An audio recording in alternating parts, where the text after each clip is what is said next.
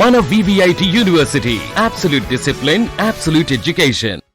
రంగారెడ్డి జిల్లా షాబాద్లో జరిగినటువంటి ఒక ఘటన, 6గురిని అత్యంత పాశవికంగా హత్య చేశాడు ఒక దుర్మార్గుడు.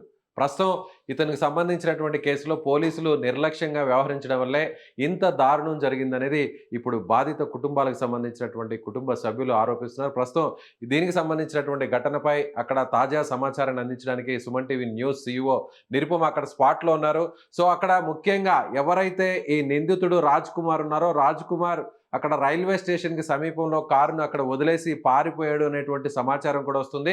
అలాగే స్థానిక పోలీస్ స్టేషన్కి సంబంధించినటువంటి SIని కూడా సస్పెండ్ చేసినట్టుగా కొన్ని వార్తలు కూడా వస్తున్నాయి. నిజంగా పోలీసులు ఏమంటున్నారు, దీనికి సంబంధించినటువంటి పోలీసు ఉన్నతాధికారులు పోలీసుల వ్యవహార శైలిపై ఎలా రియాక్ట్ అవుతున్నారో ఫుల్ డీటెయిల్స్ని తెలుసుకునే ప్రయత్నం చేద్దాం. నిరుపమ, చెప్పండి, అక్కడ తాజా పరిస్థితి ఏంటి? ముఖ్యంగా ఎవరైతే ఈ నిందితుడు, ఈ దుర్మార్గుడు, ఎవరైతే ప్రేమోన్మాదిగా చెప్పబడుతున్నటువంటి రాజ్ కుమార్ ప్రస్తుతం పరారీలో ఉన్నాడు. అతను ఒక రైల్వే స్టేషన్ సమీపంలో కారును వదిలి వెళ్ళిపోయాడు అనేటువంటి సమాచారం వస్తుంది. కరెక్టే అంటారా? నందిగామ ప్లేస్ లో ఆ ఏరియాలో కార్ ను వదిలేసి రైల్వే స్టేషన్ లోపలికి వెళ్ళాడని చెప్పి తెలుస్తుంది. అంతవరకే సీసీ కెమెరాలో ఫుటేజ్ దొరికిందని చెప్తున్నారు పోలీసులు. ఆ తర్వాత ఏం జరిగిందనేది తెలియదు. కొంతమంది అయితే చనిపోయాడని రైల్వే స్టేషన్ లో రైలు కింద పడ్డాడని చెప్పేసి, తర్వాత చెరువులో పడ్డాడని, ఇలా సూసైడ్ చేసుకున్న రకరకాలుగా వినిపిస్తున్నాయి. కానీ ఇప్పటి వరకు అయితే పూర్తి సమాచారం, అలాగే కన్ఫర్మ్డ్ ఇన్ఫర్మేషన్ అయితే మాత్రం ఏది లేదు. కానీ ఎవరైతే ఆ అమ్మాయికి సంబంధించినటువంటి చనిపోయిన 17 ఏళ్ల మైనర్ బాలిక ఉందో, ఆ అమ్మాయికి సంబంధించినటువంటి బంధువులు, మేనమామ అందరూ కూడా షాబాద్ పోలీస్ స్టేషన్ ముందు దాదాపు ఉదయం 7-8 గంటల నుంచి ఇప్పటి వరకు కూడా ధర్నా చేశారు. న్యాయం చెయ్యాలి, కేవలం వాళ్ళు నిర్లక్ష్యంగా పోలీసులు నిర్లక్ష్యం వహించటం వల్లనే వాడు బయట తిరుగుతూ ఇంతమందిని చంపాడు అని చెప్పేసి వాళ్ళు ఆరోపిస్తున్నటువంటి పరిస్థితి. మే నెల 16వ తారీఖు అతని మీద కేసు పెట్టాము, 26వ తారీఖు అరెస్ట్ చేశామని పోలీసులు చెప్తున్నారు. కానీ ఏమి అరెస్ట్ చేయలేదని చెప్తున్నారు బంధువులు. మరోవైపున పోలీసులు ఏం చెప్తున్నారంటే, ఆ కేసులో ఎక్కడ కూడా కేసులు పెట్టేటువంటి ఏవైతే సెక్షన్స్ ఉంటాయో, అబో 7 years సెక్షన్స్, అవన్నీ కూడా పెట్టేదానికి సరైనటువంటి ఎవిడెన్స్ లేనందున 3 ఏళ్లు 5 ఏళ్ల శిక్షల లోపల పెట్టాల్సి వచ్చింది. అంటే 7 ఏళ్ల లోపల శిక్షలు పెట్టారనమాట. 7 ఏళ్ల లోపల శిక్షలు పెట్టేటువంటి సెక్షన్స్ పెట్టినప్పుడు అది బెయిలబుల్ కేసు అవుతుంది. సో స్టేషన్ బెయిల్ కూడా ఇచ్చేయచ్చు. సో ఆ సందర్భంలోనే అతనికి స్టేషన్ బెయిల్ ఇచ్చారని కేవలం ఆ ఆరోపణతోటే SI రమేష్ అనే ఆయన్ని ఇప్పుడు సస్పెండ్ చేశారు. CP గారు, అలాగే కలెక్టర్ గారు, మొత్తం పోలీసు ఉన్నతాధికారులతో సహా అందరూ, రెవెన్యూ అధికారులతో సహా అందరూ కూడా ఇక్కడే ఉండి మానిటర్ చేస్తున్నారు. MRO దగ్గర నుంచి అందరు ఇక్కడే ఉన్నారు. సో ఇంకోటి ఏంటంటే, ఇప్పుడు ఎవరైతే ధర్నా చేస్తున్నారో వాళ్ళు అంటే ఆ కుటుంబంలో, ఈ చనిపోయినటువంటి 17 ఏళ్ల అమ్మాయి మైనర్ కుటుంబంలో ఒకే ఒక్క అమ్మాయి మిగిలింది. ఆ అమ్మాయికి అక్క అనమాట. తను మానసిక వికలాంగురాలు, అలాగే సేమ్ టైమ్ లెగ్స్ కూడా లేవు, కాళ్ళు కూడా లేవన్నమాట. శారీరక మానసిక వికలాంగురాలు అమ్మాయి. ఆ అమ్మాయిని ఇప్పటి వరకు సాకినటువంటి తల్లి, నానమ్మ, చెల్లి ఎవరూ లేరు. సంవత్సరం క్రితం తండ్రి కూడా చనిపోయాడు. ఆయన కూడా అనుమానాస్పద మరణం అని చెప్తున్నారు. గతంలో ఒక 2-3 నెలల క్రితమే ఇతను ఎవరైతే ఈ నిందితుడు ఉన్నాడో రాజకుమార్, అతను మీ నాన్నను చంపినట్టే మీ అమ్మని, మీ నాన్నమ్మని కూడా చంపేస్తాను, మిమ్మల్ని ఎవరిని వదిలిపెట్టను, అప్పుడు నువ్వు నా సొంతం అవుతావు అని చెప్పేసి ఆ మాటలు మాట్లాడాడు అని చెప్పి వాళ్ళ మేనమామ వాళ్ళందరూ చెప్తున్నారు. FIR కాపీలో కూడా మేము ఇవన్నీ పొందుపరిచాము, పోలీసులకు ఇచ్చిన రిపోర్ట్ లో కూడా మేము ఇవన్నీ రాసామని చెప్పేసి వాళ్ళు చెప్తా ఉన్నారు.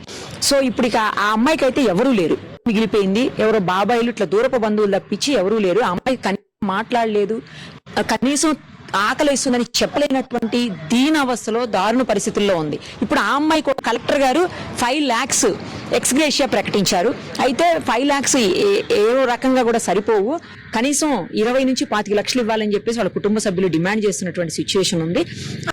వాళ్ళందరినీ లోపల పోలీస్ స్టేషన్ లోపల, ఇప్పుడు మనం కూడా పోలీస్ స్టేషన్ లోనే ఉన్నాము, పోలీస్ స్టేషన్ లోపల కలెక్టర్ గారు, అలాగే CP గారు వీళ్ళందరూ కూడా మాట్లాడుతున్నారు. ఫ్యూచర్ సిటీ CP గారు కూడా, తరుణ్ జోషి గారు ఇక్కడే ఉన్నారు ఉదయం నుంచి. సో వాళ్ళందరూ వాళ్ళతో మాట్లాడుతున్నారు. మరి ఏం సంజాయించి దేనికి ఒప్పిస్తారు అనేది ఇంకా తెలియదు. ఇప్పటికైతే కలెక్టర్ గారి నుంచి వచ్చింది 5 lakhs ఎక్స్గ్రేషియా. మరోవైపు ఎవరైతే చిన్నపిల్లలు అంటే ఈ అమ్మాయి వైపు, పర్టికులర్ గా 17 years అమ్మాయి వైపు అయితే అసలు పోరాడేదానికి గాని, ఆ అమ్మాయి వైపు న్యాయం కోసం గొడవ పెట్టుకోవడానికి గాని ఎవరూ లేరు. అలా మేనమామలు, బాబాయ్ లేదో దూరపు బంధువులు ఉన్నారు. కేవలం ఒక్క అమ్మాయి మిగిలిపోయింది. ఎవరైతే వికలాంగురాలు ఉందో ఆ అమ్మాయి మాత్రమే మిగిలిపోయింది. సో ఇంకోవైపు ఎవరైతే ఈ సరిత ఉందో, అంటే ఈ నిందితుడి వైఫ్ సరిత ఉందో, ఆ అమ్మాయిని చంపాడు. అలాగే ఆమెతో పాటు పిల్లలిద్దరిని కూడా, చిన్న పిల్లలు ఎంత బాగున్నారో పిల్లలు కూడా. అసలు మరి వాడు కన్న పిల్లల్ని వాడికి చంపడానికి ఎలా చేతులు వచ్చినాయో అర్థం కావట్లేదు. వాడు ఎంత దారుణంగా చంపాడంటే, ఈ 17 ఏళ్ల అమ్మాయి మైనరు తల్లిని ఆ అమ్మాయి వాళ్ళ తల్లిని నానమ్మని ఆ తల్లి డోర్ తీయంగానే కత్తి పెట్టి పొడిచాడంట. ఇక్కడ నుంచి ఇక్కడికి పొడిస్తే లోపల ఉన్నటువంటి ఇంటెస్టైన్స్ అంటే పేగులు కూడా బయటకు వచ్చినటువంటి పరిస్థితి. తర్వాత ఇట్లా గొంతు కోసాడంట మెడ మీద పెట్టి కత్తితోటి. ఆ తర్వాత వాళ్ళ నానమ్మ పెద్ద ఆవిడ కదా, ఆవిడ మంచం మీద నుంచి లేచి వచ్చే లోపే ఆమె మెడని కట్ చేసేసాడు కత్తితోటి. తర్వాత బయటికి తీసుకొచ్చి అమ్మాయిని ఇలా నెట్టుకుంటూ తీసుకెళ్తున్నాం. మనం కూడా విజువల్స్ లో చూసాము. ఆ అమ్మాయిని వేరే ప్లేస్ కు తీసుకెళ్లి అక్కడ కొంతమంది ఇంకా చంపేశాడు, కొంతమంది చెప్పి రకరకాలుగా వినిపిస్తుంది. ఇంకా పూర్తి సమాచారం అంటే పోలీసుల ఇన్ఫర్మేషన్ లో కూడా క్లారిటీగా రావాల్సినటువంటి అవసరం ఉంది. ఎప్పుడైతే ఈ అరెస్ట్ చెయ్యాలి అని చెప్పేసి వీడు కేసు పెట్టి ఆ సెక్షన్స్ అబోవ్ 7 years కనుక పెట్టిండింటే ఇతను 100% లోపలే ఉండేవాడు. ఇవాళ 6 ప్రాణాలు అన్యం పుణ్యం ఎరగని పసిపిల్లలతో సహా చనిపోయారు. ఇప్పుడు వాడుగా కని ఉండొచ్చు, కానీ చంపే రైట్ అయితే వాడికి కూడా లేదు కదా. దారుణాతి దారుణంగా చంపేశాడు. సో ఇంతమంది ప్రాణాలు ఈరోజు బలైపోయాయి కేవలం వాడి మీద సరైనటువంటి సెక్షన్స్ పెట్టలేదనే రీజన్ ఉంది. కానీ పోలీసుల సైడ్ నుంచి వినిపిస్తున్నది ఏంటి అంటే సరైన సెక్షన్స్ పెట్టడానికి ఎవిడెన్స్ కావాలి. ఆ ఎవిడెన్స్ లేనిదే మేము ఏం చేసేటువంటి పరిస్థితి ఉండదు. అప్పటికీ మేము మ్యాజిస్ట్రేట్ ముందు హాజరుపరిచినప్పుడు రిక్వెస్ట్ చేస్తున్నాం మేము మ్యాజిస్ట్రేట్ గారిని, సరే ఇందులో బెయిల్ ఇవ్వద్దు అని చెప్పేసి రిక్వెస్ట్ చేశామని. కానీ అది బెయిలబుల్ సెక్షన్ అయినప్పుడు బెయిల్ ఇవ్వకుండా ఎలా ఉంటారు అనేది పోలీసులు వాదిస్తున్నటువంటి పరిస్థితి. నిందితుడు రాజ్ కుమార్ పదే వాళ్ళ ఫ్యామిలీని కూడా బెదిరించడం జరిగింది. ఎవరైతే ఇప్పుడు బాధిత చనిపోయినటువంటి ఆ పాప ఉందో అమ్మాయి తండ్రిని కూడా హత్య గావించబడ్డాడు. ఆ హత్యను కూడా నేనే చేశాను. ఒకవేళ నేను చెప్పినట్టుగానే మీరు వినకపోతే మళ్ళీ మిమ్మల్ని చంపేస్తాను, మీ నాన్నను చంపినట్టే మిమ్మల్ని కూడా చంపేస్తానని పదే బెదిరించేవాడు. ఈ విషయాన్ని పోలీసులకు చెప్పినా కూడా పోలీసులు పెద్దగా పట్టించుకోలేదనేది ఇప్పుడు ఆ కుటుంబ సభ్యులు చెప్తున్నటువంటి మాట. కరెక్టే అంటారా? ఎస్ నేను ఇందాక అదే చెప్పాను. 1 year బ్యాక్ ఆయన చనిపోయినప్పుడు ఆయన కూడా ఒక విచిత్రమైనటువంటి పరిస్థితుల్లో బాగా ఆయన డ్రింకర్ అని చెప్తున్నారు, హెవీ డ్రింకర్ అంట. సో ఈ కేసు ఆ రోజు కూడా బాగా తాగి ఉన్నటువంటి బయటికి ఇతనే తీసుకెళ్లాడంట. ఎందుకంటే ఈ అమ్మాయి వాళ్ళ ఇంటి పక్కకే వీళ్ళ అమ్మా నాన్న ఉంటారు. ఇతను అక్కడ ఉండడు కానీ భార్యతోటి వేరే ప్లేస్ లో ఉంటాడు.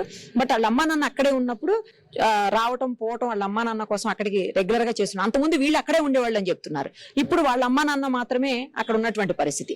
సో ఈ సిచ్యుయేషన్ లో రెగ్యులర్ గా అక్కడికి పోతూ వస్తూ ఉండేవాడు కాబట్టి అక్కడ ఏం జరుగుతుంది ఏం చేస్తున్నాడు అనేది కంటిన్యూస్ గా అందరూ చూస్తూనే ఉండేవాళ్ళు. చాలా క్లోజ్ గా మూవ్ అవుతూ అతనితోటి. ఇంకొకటి ఏంటంటే వెంటనే ఇమ్మీడియట్ గా వాళ్ళ ఫాదర్ ని తీసుకొని బయట అతనే తాగబోయించి బాగా అందులో మద్యంలో ఏదో కలిపి చంపాడు అని చెప్పేసి అది కూడా చెప్తా ఉన్నారు. సో ఆ విషయం కూడా అప్పుడు తెలియదు. మా క్యాజువల్ గా మంది ఎక్కువైపోయి చనిపోయాడు అనే భ్రమలోనే వాళ్ళని ఉంచాడు అతనే. ఎందుకంటే తీసుకెళ్ళింది అతనే, తాగించింది అతనే, మళ్ళీ తిరిగి తీసుకొచ్చింది కూడా అతనే. సో ఇవన్నీ చేసిన తర్వాత ఎవరికి అనుమానం రాదు కాబట్టి ఎవరికి అనుమానం రాలేదు. కానీ ఇప్పుడు ఏంటంటే పర్టికులర్ గా ఈ ఇన్సిడెంట్ తర్వాత అంటే ఇప్పుడు ఏదైతే ఈ చనిపోయింది ఇవన్నీ బయటకు వచ్చాయి. ఇప్పుడు పోలీసులకి మేము గతంలోనే చెప్పాము దీని గురించి అని చెప్పేసి అమ్మాయి కుటుంబ సభ్యులు చెబుతున్నప్పటికీ కూడా అప్పటి వరకైతే పోలీసులు కేసు రిజిస్టర్ చేయలేదు. వాళ్ళు బెదిరిస్తున్నట్టు కానీ లేకపోతే వీళ్ళకి కుటుంబానికి హామ్ ఉంది, థ్రెట్ ఉంది తన నుంచి అని కూడా ఏ రకంగా పోలీసులు కేసులు అయితే రిజిస్టర్ వెనక ఏదో యాక్టివిటీ జరుగుతుంది, అక్కడ పోలీసు ఉన్నతాధికారులు మాట్లాడే ప్రయత్నం చేస్తున్నట్టున్నారు. ఎస్, దానికి సంబంధించినటువంటి అప్డేట్ ఇచ్చే ప్రయత్నం చేస్తారా? బాధితులకు అండగా ఉంటూనే బాధితులపైన కఠినమైన చర్యలు తీసుకునే విధంగా ప్రభుత్వం అన్ని రకాల చర్యలు తీసుకుంటుంది. సో ప్రస్తుతం అంతా కూడా ఇప్పుడు మా సిఇఓ నిరుపమ గారు చెప్పినట్టుగా అక్కడ స్థానికంగా ఉన్నటువంటి ఎవరైతే ఇప్పుడు చనిపోయినటువంటి బాధిత మహిళలకు సంబంధించిన సోదరి మానసిక స్థితి కూడా సక్రమంగా లేకపోవడం, ఆమె నడిచే పరిస్థితి కూడా లేకపోవడంతో అంగవైకల్యం కూడా ఉండడంతో సో ఆమెకు సంబంధించినటువంటి కేరింగ్ అంతా కూడా ప్రభుత్వమే బాధ్యతగా తీసుకుంటుంది. ఆమెకి ఇప్పుడే ఒక 5 లక్షల రూపాయల నగదును కూడా కలెక్టర్ ఆయన మంజూరు చేసినట్టుగా తెలుస్తుంది. కాకపోతే ఈ అమౌంట్ సరిపోదు, ఎవరు కూడా లేరు కాబట్టి ఇప్పుడు ఒంటరి యువతగా మారింది కాబట్టి ఆమెకు సంబంధించినటువంటి సంరక్షణ బాధ్యతలను చూసుకోవడానికి మరికొంత మొత్తాన్ని కూడా రిలీజ్ చేయాలి. దాదాపు 20 లక్షల వరకు కూడా రిలీజ్ చేయాలన్నట్టు డిమాండ్ చేస్తున్నట్టుగా తెలుస్తుంది. చూడాలి మరి. సో స్థానికంగా ఇప్పటికే అక్కడ పెద్ద ఎత్తున నిరసనలు అయితే వస్తున్నాయి. ఉదయం నుంచి ఇప్పటి వరకు కూడా బాధిత కుటుంబ సభ్యులు ధర్నా చేశారు. మరోవైపు ఎవరైతే ఈ కర్కశకుడు, ఎవరైతే ఈ ప్రేమోన్మాది రాజ్ కుమార్ ఉన్నాడో అతను ప్రస్తుతం అక్కడ నందిగామకు సంబంధించినటువంటి రైల్వే స్టేషన్ దగ్గర కారుని వదిలేసి అక్కడి నుంచి వెళ్ళినట్టుగా తెలుస్తుంది.